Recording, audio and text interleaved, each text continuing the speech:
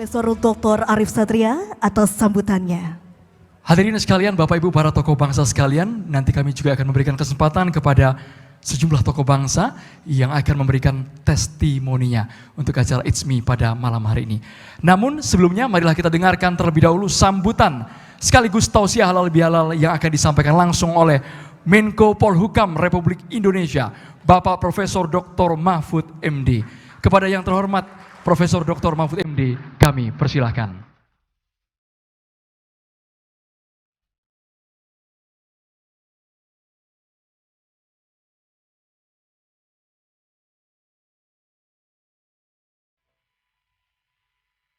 Assalamualaikum warahmatullahi wabarakatuh. Alhamdulillahirabbil alamin. Asyhadu an la ilaha illallah wa asyhadu anna Muhammadar Rasulullah. Allahumma shalli ala sayyidina Muhammad wa ashghilidz dzalimin bidzalimin wa akhrijna bainahum salimin wa ala alihi wa sahbihi ajmain. Amma ba'du. Yang terhormat Bapak Yusuf Kalla, tamu yang paling senior di dalam banyak hal. Senior di dalam usia juga, saya kira malam ini yang paling sepuh beliau, tapi juga paling senior di dalam pengalaman jabatan-jabatan publik. 2 kali menjadi Wakil Presiden Republik Indonesia. Kemudian Profesor Arif Satria, Ketua Umum ICMI. Kemudian ada Pak Jenderal Purnawirawan TNI, Bapak Wiranto. Dan para hadirin di sini ada Ketua Dewan Penasehat atau yang mewakili Pak Priyo, Dr. Priyo Budi Santoso, ada Pak Emersa Tambunan, Sekjen MUI, ada pimpinan Nahdlatul Ulama, pimpinan Muhammadiyah, Al-Wasliyah, Al-Irsyad, Kahmi, tentu saja yang paling banyak di sini ICMI dan Kahmi. Karena ICMI dan Kahmi itu orangnya sama sebenarnya. Di sini jadi ketua, di sana jadi penasehat, sini penasehat, sini sekjen gitu-gitu. Alhamdulillah kita bertemu di sini. Hadirin sekalian, kalau di rundown yang diberikan kepada saya harus atau diberi jatah bicara 60 menit. Terlalu lama tentu saja. Saya sebentar saja karena gini, saya berpikir apa ya yang disampaikan kepada teman-teman dari ICMI dan pimpinan Ormas Islam. Ini semua kan sudah tahu, buku apapun sudah dibaca. Berita apapun itu sudah banyak di internet, di medsos dengan segala komentarnya. Sehingga saya tidak tahu saya menyampaikan apa kepada orang yang sudah tahu semuanya. Nah itu masalahnya, maka saya akan bicara pendek aja. Anggap saja kalau halal bihalal seperti ini, ya seperti ada ritualnya. Nah, tausiah itu salah satu ritualnya. Nah, kalau ritual itu meskipun sudah hafal diulang-ulang. Seperti sholat gitu, saudara udah hafal sholat tapi 5 kali sholat aja. Padahal isinya sama saja sholat. Maka karena ini saya anggap ritual, saya masuk ke ritualnya saja. Saudara, halal bihalal ini adalah tentu untuk memperkuat hubungan batin kita di antara sesama manusia, sesama hamba Allah. Kalau hubungan kita dengan Allah insya Allah sudah selesai, udah bersih gitu karena kita baru saja berpuasa insya Allah. Tapi menurut agama kita juga hubungan kita antar manusia itu harus dibersihkan. Kebersihan hubungan kita itu adalah kalau di Indonesia dilakukan melalui tradisi Islam yang sangat bagus, budaya Islam yang sangat bagus, yaitu halal bihalal. Halal bihalal itu bukan ajaran Islam yang primer. Ini tradisi. Di Mekah sana enggak ada, di mana di negara-negara Arab atau ada halal bihalal, hanya di Indonesia. Tapi kata dalil usul fikih, al-adatu muhakkamah. Adat budaya itu bisa diberi hukum, diberi status hukum. Nah, saya berpendapat karena halal bihalal ini diistimbat, digali dari ajaran Islam, maka halal bihalal itu pasti berpahala. Karena meskipun tidak ada kata halal bihalal, di situ ada kata silaturrahim, kata saling memaafkan. Itu bagian dari ibadah. Cuma dibuat upacara seperti ini, bertemu, berkumpul, lalu saling minta maaf. Maka ritualnya, mumpung kita ketemu, mari kita saling memaafkan di antara kita agar hati kita ini bersih.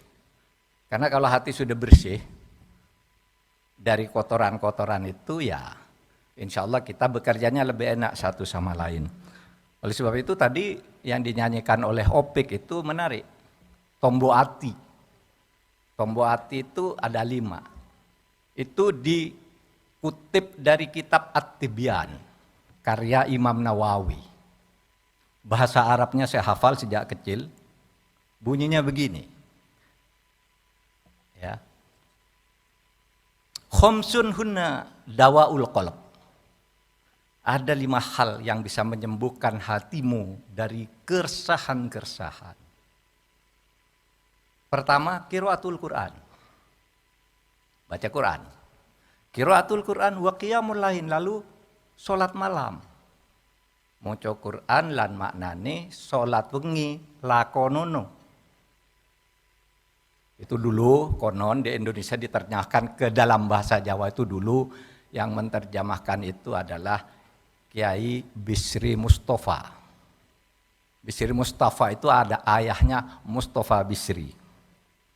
Lalu setiap menjelang maghrib dan subuh dilakukan. Tombo ati iku ono 5 perkara. Kalau kamu ingin nyaman hatimu hidup itu 5 kuncinya. Baca Al-Quran. Dan fahami maknanya. Jangan sekedar baca, fahami maknanya. Nah di situ kita bisa silaturahim, belajar silaturahim cara Al-Quran, belajar mengembangkan ekonomi, politik, budaya cara Al-Quran dan wa qiyamul lail, lalu sholat malam. Lalu seperti ini, wa majalisatus sholihin, berkumpul di antara orang soleh, seperti kayak gini nih, orang-orang baik semua berkumpul. Di situ kita bisa saling memberi informasi sehingga silaturahim seperti ini mungkin akan, kata hadis Nabi itu akan menyebabkan sehat dan panjang umur. Barang siapa ingin sehat dan panjang umur, perbanyaklah silaturahim. Maka dibuat budaya silaturahim melalui halal bihalal. Ini budaya Islam Indonesia. Ya. Kemudian apa? Wa ikhlaul batin. Wa ikhlaul batin itu menahan lapar. Jangan rakus. Kalau bukan haknya jangan dimakan. Itu orang hatinya akan tenang. Kalau orang tidak mampu menahan rakus sehingga dimakan milik siapapun, ya bukan haknya, hatinya tidak bakal tenang. Meskipun mungkin hartanya banyak dan jabatannya tinggi, tidak bakal tenang. Hatinya tidak bakal tenang. Maka katanya tombo ati ono 5. Itu dan watadorru indas sobah. Apa? Bertafakur menjelang pagi, berzikir sampai pagi gitu. Tengah malam sholat, lalu berzikir sampai pagi. Berzikir tentu saja tidak hanya membaca kalimat thayyibah, merenung, membaca pesan-pesan di WA yang bagus, itu boleh juga. Boleh juga, itu tadarru namanya. Itu kan tadarru. Nah, saudara sekalian, itulah sebabnya saya ingin yang ritual yang pertama, saya ngajak kita semua mari saling memaafkan. Inilah Idul Fitri. Idul Fitri itu artinya satu perayaan. Ya, perayaan setelah puasa, Fitri itu berbuka, Id itu perayaan. Tapi ada arti Idul Fitri yang lain, artinya kembali ke asal. Kalau kita hati sudah bersih, kita bisa kembali ke asal. Kullu mauludin yuladu alal fitrah, orang yang lahir itu asalnya ya suci. Nah, kita kembali suci dan melangkah menuju kesucian-kesucian berikutnya sesudah hari raya. Nah, ini kesucian personal asal kejadian kita.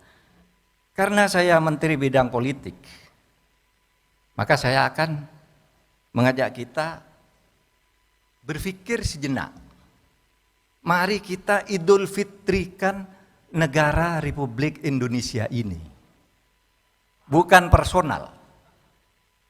Kalau dikatakan Idul Fitri itulah kembali ke asal, maka senyampang ini kita halal bihalal dalam rangka Idul Fitri. Saya mengajak kita, mari kita fitrikan kembali negara kesatuan Republik Indonesia ini sesuai dengan asal kejadiannya.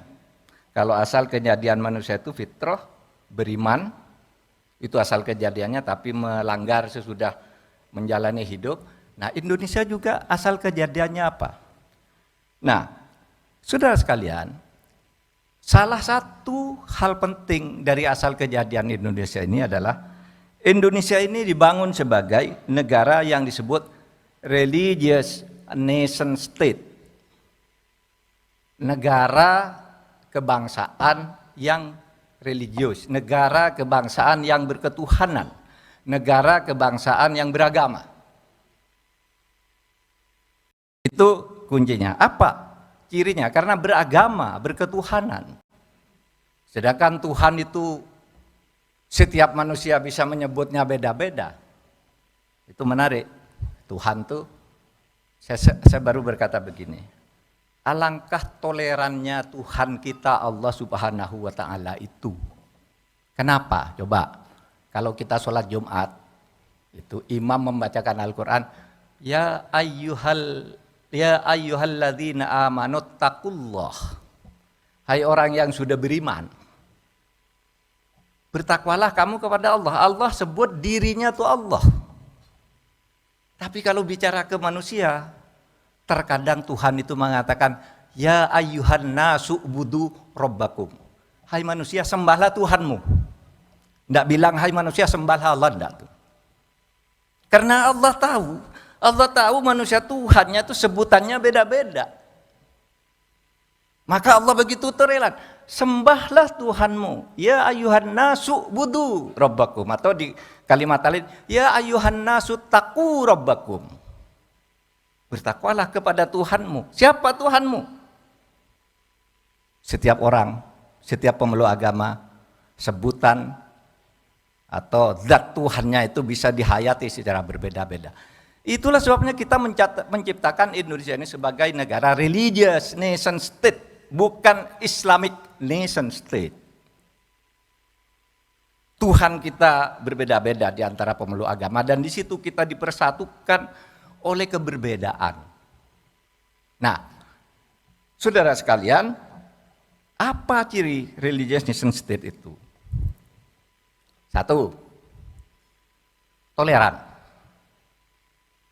Toleran terhadap perbedaan, menganggap perbedaan itu adalah ciptaan Tuhan. Seperti difirmankan Tuhan, walau sya'allahu la ja'alakum ummatan wahidah. Kalau Allah mau kamu semua ini, saya jadikan satu jenis beragama Islam semua. Kalau saya mau, saya jadikan satu jenis menjadi orang Batak semua. Kayak Pak Amir Shah. Atau orang Bugis semua, seperti Pak Yusuf Kalla. Tapi saya tidak mau menjadikan kamu itu sama. Termasuk agamamu. Kalau saya mau jadikan satu, tetapi sengaja saya ciptakan kamu berbeda. Walakin liyabluwakum fima atakum. Saya ciptakan kamu berbeda. Agar apa? Agar kamu berlomba untuk saling berbuat baik. Wa fastabiqul khairat. Ini menjadi dasar dari negara kesatuan Republik Indonesia yang religious nation state berdasar Pancasila itu. Kita faham perbedaan. Kita terima perbedaan itu Allah yang menciptakan. Karena Allah itu berkuasa, kita yakin berkuasa. Kalau Allah mau menyatukan bisa, dia berkuasa kok. Tapi kenapa berbeda? Karena Allah sendiri yang menciptakan perbedaan itu. Banyak tuh di surat Yunus ayat 99 misalnya.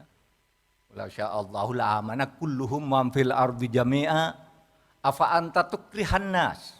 Nih, kalau Allah mau kamu semua di bumi ini ya beriman kepadaku. Tapi saya tidak kehendaki itu. Biar manusia mempunyai pilihan. Ini petunjuknya, mau pilih yang mana? Lakum dinukum waliyadin. Toleran. Kemudian kosmopolit. Punya sikap kesewargaan. Kosmopolitanisme itu faham kesewargaan bahwa kita berbeda dalam banyak hal. Tetapi satu. Di dalam kehidupan bersama. Merasa sewarga. Kesewarganegaraan, kesewargadesaan, kesewargakotaan. Itulah dulu yang dicontohkan oleh Nabi Muhammad. Ketika Nabi itu memproklamasikan negara Madinah, sama itu isinya dengan proklamasi kemerdekaan kita. Coba nih. Hada kitab min Muhammadin sallallahu alaihi wasallam. Inilah proklamasi. Kitab itu bisa berarti proklamasi, bisa berarti ketentuan, bisa keputusan, bisa tulisan. Inilah proklamasi dari Nabi Muhammad sallallahu alaihi wasallam. Bainal mu'minin wal muslimin. Antara orang yang mukmin itu macam-macam, beriman, percaya kepada Tuhan, dan orang yang Islam, yang keimanannya khusus Islam.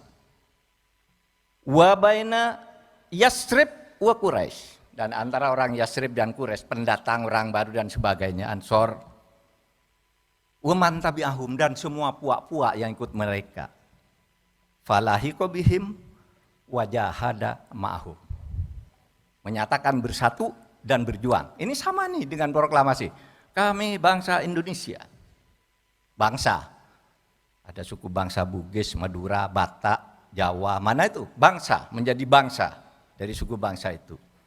Kami bangsa Indonesia menyatakan kemerdekaan, falahiqo bihim, bersatu, wajahada ma'hum, dan berjuang untuk mendirikan negara ini, berjihad mendirikan negara ini. Itu artinya apa? Hal-hal yang mengendai pemindahan kekuasaan itu dilakukan dengan cara saksama dan dalam tempo yang sesingkatnya. Wa annahum, ya, dan mereka ini, orang muslim ini, merupakan satu kelompok di geopolitik yang bernama Madinah, yang kosmopolit. Saudara, banyak yang menyangka bahwa Islam itu eksklusif. Enggak. Tadi di Piagam Madinah itu jelas, Piagam Madinah itu 47 pasal, yang 24 pasal itu berisi tentang perlindungan terhadap setiap puak. Setiap suku yang berbeda, agamanya berbeda, adatnya berbeda, rasnya, dilindungi satu-satu. Lalu sitanya kerjasama dan pemerintahan, serta penegakan keadilan. Coba bayangkan, dilindungi semua. Sama ketika Indonesia merdeka, fitrahnya itu, idul fitrihnya itu, Indonesia merdeka itu bersatu di dalam keberbedaan itu. Sehingga, Islam eksklusif enggak. Tidak eksklusif. Islam itu inklusif, kosmopolit di dalam hidup bernegara. Karena tidak mungkin, saudara, kita berpikir kalau mau hidup sendiri harus Islam sendiri. Tidak bisa, tidak ada satupun negara di dunia ini yang monolitik. Mungkin saudara bisa bangga, saya di Indonesia. Di Indonesia saya mayoritas, iya di Indonesia mayoritas. Di Amerika enggak. Di Perancis enggak. Dulu ketika pendeta Jones itu dari Amerika, ya, bilang, orang-orang Katolik, Kristen, Katolik datang kumpul ke gereja saya hari Minggu tanggal sekian. Saya mau membakar Al-Quran. Kita tidak bisa berbuat apa-apa. Kenapa? Karena kita di sana minoritas. Oleh sebab itu, mayoritas itu jangan sewenang-wenang terhadap yang minoritas, karena kita di tempat lain minoritas. Di Perancis kita dihajar. Maka konsep Indonesia yang damai itu sungguh indah, merupakan gambaran, merupakan istimbat dari apa yang dilahirkan di Madinah dengan piagam Madinah. Eksklusif enggak? Nih, saudara, ketika perang Uhud, perang di mana perang Badar itu perang yang sangat bersejarah, di mana orang Islam menang 1-3 tapi menang mutlak. Tapi di perang Uhud orang Islam kalah. Karena banyak pengkhianat, banyak yang nerima suap, banyak apa hancur. Iya. Banyak yang saya ikut perang karena di sana nanti akan dapat rampasan perang. Saya mau ikut perang karena nanti akan dapat istri si cantik sebagai rampasan. Tidak ikhlas, kalah.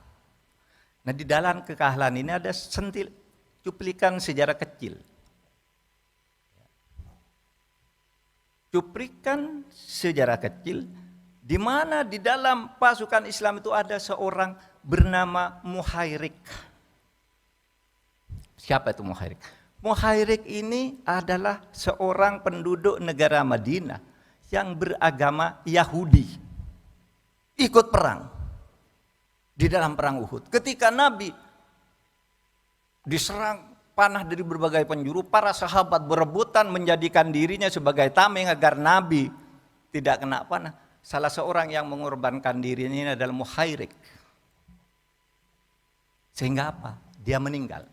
Tapi apa sikap Muhairik ketika akan perang dan ketika akan mati ditanya, Muhairik, kamu kan orang Yahudi, mengapa ikut tentara yang dipimpin Nabi Muhammad? Apakah kamu mau masuk Islam? Kata Muhairik, tidak. Saya membela tanah airku, Madinah. Itulah kemudian muncul istilah waton. Tanah air.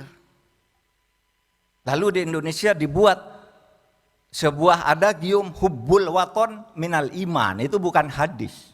Itu istimbat saja dari sejarah perjuangan Nabi.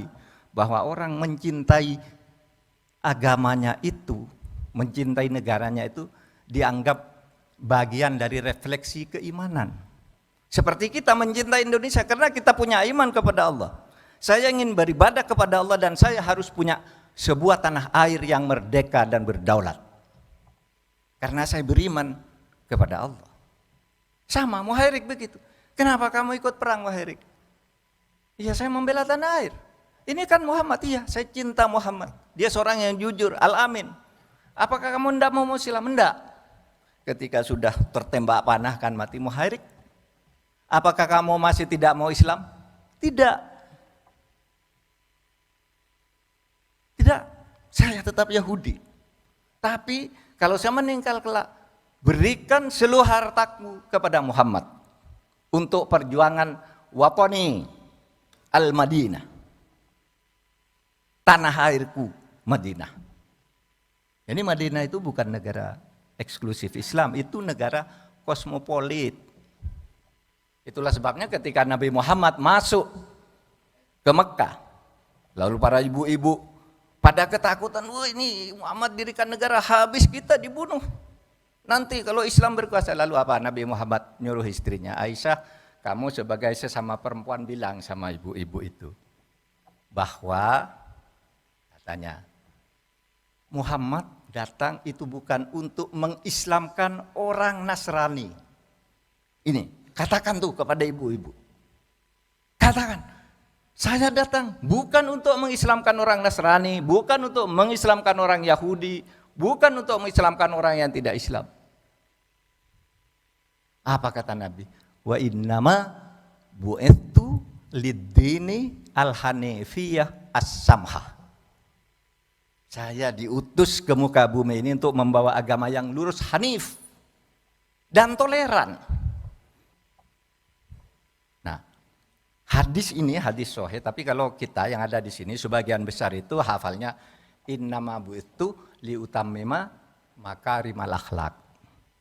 Hadis ini dipopulerkan oleh salah seorang tokoh HMI tokoh ijmi juga namanya Nurcholish Madjid.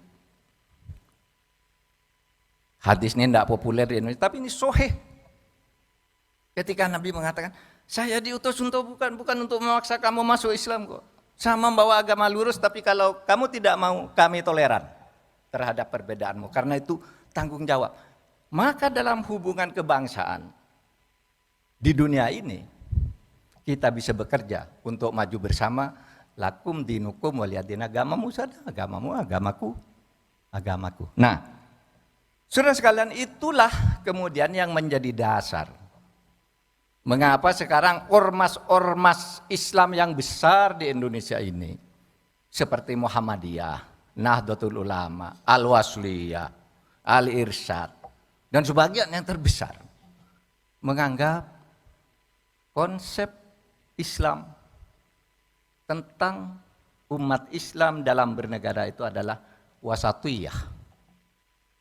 Wasatiyah itu Islam yang garis tengah, Islam yang imbang, wasatus center, adil. Kayaknya wasatiyah itu kalau diterjemahkan ada kata iktidal, lurus adil. Ada tasamuh, tasamuh itu toleran. Ada islah, islah itu artinya reformatif, maju dan maju. Dan seterusnya.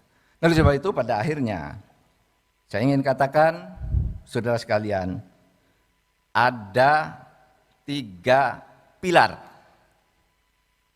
yang pernah ditulis oleh pendahulu kita Nurcholish Madjid tentang bagaimana kita sebagai umat Islam itu menghadapi atau menjalani hidup di dalam keberbedaan. Berbeda tapi bersatu, Bhinneka Tunggal Ika. Bagaimana caranya? Ada 3 kata Nurcholish Madjid. Apa itu? 1, konsep tentang kesatuan ketuhanan.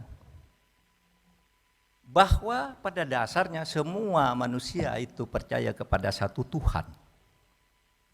Hanya pelembagaannya yang kemudian berbeda. Penggalan waktunya yang kemudian membedakan, tapi Tuhannya satu jua. Apa dalilnya? Kanan nasu ummatan wahidatan. Manusia itu satu sebenarnya. Cuma kemudian ketika melembagakan cara menyembah, waktunya berubah, cara menyembahnya berubah, situs alamnya berubah, lalu timbul ciptaan sendiri-sendiri. Nah, oleh sebab itu jangan salahkan ketika orang mempunyai sebutan Tuhan yang berbeda. Karena kalau kita punya kesatuan, kesepahaman bahwa kita ini di bawah kekuasaan Tuhan, maka kita bisa bersatu menurut cara kita. Yang Islam ya laksanakan ajaran Islam. Itulah yang disebut iman, itulah yang disebut takwa. Saudara sekalian. Jadi kesatuan tentang keyakinan akan adanya Tuhan. Nah, kalau sadar itu ya kita berbeda agama, berbeda suku, tapi kita juga sebenarnya berada di bawah kehendak Tuhan. Nah, disitulah lalu kita menciptakan muamalah. Di dalam politik muncul ilmu apa yang disebut fiqhus siyasah, ilmu politik. Di dalam ilmu konstitusi muncul fiqhud dusturiyah, fikih tentang konstitusi, fikih tentang negara. Fikih tentang perempuan, muncul fikih sebagai istimbat dari ajaran Islam yang primer yaitu Al-Quran dan Sunnah Rasul. Kunci yang kedua, kalau tadi mari kita yakin bahwa semua orang itu punya Tuhan. Orang di Indonesia punya Tuhan, biarkan dia punya Tuhan sendiri-sendiri. Jangan dihina, jangan diganggu. Jangan atasnamakan mayoritas, minoritas karena mayoritas di sini di sana bisa menjadi minoritas. Kalau tidak ingin saudara-saudara kita yang minoritas di Eropa, Amerika dan sebagainya tidak ingin dihina oleh orang seperti Pendeta Jones, maka di sini pun kita yang mayoritas tidak boleh meremehkan orang yang berbeda, yang minoritas dalam segala apapun. Oleh sebab itu lalu di atas perbedaan itu ada dalil kedua. yang dipakai oleh Nurholis Majid. Kalau kamu sadar bahwa berbeda itu fitrah, berbeda itu adalah pemberian Allah, maka sekarang di dalam kamu hidup itu kamu harus memilih hal-hal yang sama untuk dikerjasamakan. Apa itu namanya? Kalimatun sawa. Dalilnya bagaimana? Qul ta'alau ila kalimatin sawain bainana wa bainakum. Katakan, Muhammad, mari bersatu dalam visi, kalimat-kalimat dan nilai perjuangan yang sama di antara kamu dan saya yang berbeda-beda itu, tapi dengan tetap berpegang pada keimanan Tuhan masing-masing, karena setiap Tuhan itu pasti memberikan bimbingan yang baik terhadap nurani manusia. Nah, oleh sebab itu kita ketemu pemilu misalnya. Tidak ada pemilu menurut Kristen, menurut Islam, menurut Hindu, tidak ada. Pemilu itu ya sama, hukumnya sama. Itulah kalimatun sawa. Ngelawan korupsi, agama apa saja sama, itu namanya kalimatun sawa. Kita bekerja sama di situ, tidak usah tanya agamanya. Kamu korupsi, kamu Islam, ya udah saya bebaskan. Kamu kafir, saya hukum. Tidak bisa. Kalimatun sawa, Islam tidak Islam, Hindu, Buddha, suku Jawa, suku Bugis bersama lawan korupsi. Laksanakan pemilu yang baik, buat pemerintahan yang adil. Itu kalimatun sawa. Saudara, yang kalimatun sawa itu jauh lebih banyak daripada yang berbeda. Kenapa kita mau bertengkar dengan hal yang berbeda sedikit, sedangkan yang lain bisa banyak dikerjasamakan? Di bidang hukum lingkungan, di bidang kelautan, apa itu bisa dikerjakan semua tanpa bertanya apa agamanya, apa sukumu, apa rasmu. Kita punya kalimatun sawa namanya. Qul ta'alau ila kalimatin sawaim bainana wa bainakum. Bertemu. Kita bertuhan, oke, kamu bertuhan menurut keyakinanmu, tapi kita bertemu di kalimatun sawa ini. Membangun negara kesatuan Republik Indonesia yang adil makmur, merdeka, bersatu, berdaulat, adil makmur. Lalu yang ketiga nih, pilar yang ketiga kata Nurholis. Ini karena ini di ICME. Nurholis itu kan dulu yang dirikan ICME juga. Maka saya ambil ini di sini. Apa yang ketiga? Al-Hanifiyah as-Samhah. Lurus, konsekuen, konsisten, tapi toleran. Itu tadi yang hadisnya disampaikan oleh Nabi melalui Aisyah. Innama bu'ittu lid-dini al-hanifiyah as-samhah. Sesungguhnya saya diutus ke muka bumi ini untuk membawa agama yang lurus, tapi toleran. Oleh sebab itu saudara, ya saya tidak tahu ya kalau kita mau pemilu, mau apa gitu kok urusan-urusan perbedaan kadangkala yang perbedaan primordial yang dijadikan alasan, bukan malah program. Kita programnya, yang penting semua anak bangsa ini memenuhi syarat konstitusi, memenuhi syarat perundang-undangannya, kita biarkan untuk bersaing. Kita masing-masing punya dukungan, tidak apa-apa. Karena dalam rangka kalimatun sawa itu tadi. Saya lewat pintu ini, saya lewat pintu ini. Kan gitu kan, ketika Nabi Yakub itu menyuruh anak-anaknya masuk ke istana, Nabi Yakub bilang, ya banayya la tadkhulu min babin wahidin wadkhulu min abwabin mutafarriqah. Hai anak-anakku, kalau kamu mau masuk ke istana, jangan masuk satu pintu. Kalau kamu masuk dari satu pintu, misalnya pintu nomor 1, pintu utara, mungkin di situ satpam yang sedang tugas, pas pampres yang sedang tugas galak, kamu diusir. Ya kan pas pampres itu galak sekali. Wah, mendekat presiden didorong. Tidak mikir siapa yang didorong. Itu enggak boleh dekat. Nah, tapi kan ada pintu lain yang kadang-kala pas pampresnya itu lulusan pesantren. Alhamdulillah masuk gitu kan bisa. Jadi masuk dari pintu yang berbeda. Saya katakan ya Anda sekarang nih ada yang DPR, dari P3, dari PAN, dari Golkar, dari Demokrat. Dari apa saja tuh boleh. Karena partai itu bukan agama partai. Masuk dari pintu apa saja. Sesudah berhasil masuk ke istana, seperti Pak Yusuf Kalla masuk ke istana, panggil teman-temannya yang tidak bisa masuk itu, masuk kamu ke sini. Apa yang masuk? Tidak harus orangnya, visinya. Kenapa ICMI ini didirikan? Kenapa HMI didirikan? Kenapa NU Muhammadiyah Al-Irsyad didirikan? Apa untuk Indonesia? Ketemu di situ. Nah, saudara sekalian, itu saja. Saya diberi waktu 1 jam tapi terlalu lama. Ini kan ritual aja. Saya cukupkan sekian. Mari kita saling mohon maaf lahir batin. Wabillahi taufiq wal hidayah. Assalamualaikum warahmatullahi wabarakatuh. Waalaikumsalam, kami mohon kepada Prof. Mahfud untuk tetap berada di atas panggung, Prof. Karena akan ada penyerahan cindramata dari Ketua Umum ICMI. Untuk itu kami mengundang Ketua Umum ICMI, Bapak Profesor Dr. Arif Satria untuk bergabung ke atas panggung. Boleh sekali lagi berikan tepuk tangan yang meriah untuk Menko Polhukam, Profesor Mahfud MD yang sudah berkenan hadir malam hari ini. Sekali lagi Bapak dan juga Ibu boleh kita berikan tepuk tangan yang paling meriah. Inilah penyerahan cindramata dari Ketua Umum ICMI untuk Profesor Dr. Mahfud MD. Mohon maaf Bapak-Bapak bisa berada di atas panggung, kita akan mengundang para tokoh bangsa. Kami mengundang Bapak Yusuf Kalla, Bapak Wiranto bisa bergabung ke atas panggung. Dan kami juga turut mengundang kepada Sesmenko Polhukam, Ketua Dewan Kehormatan ICMI, Ketua Dewan Pakar ICMI,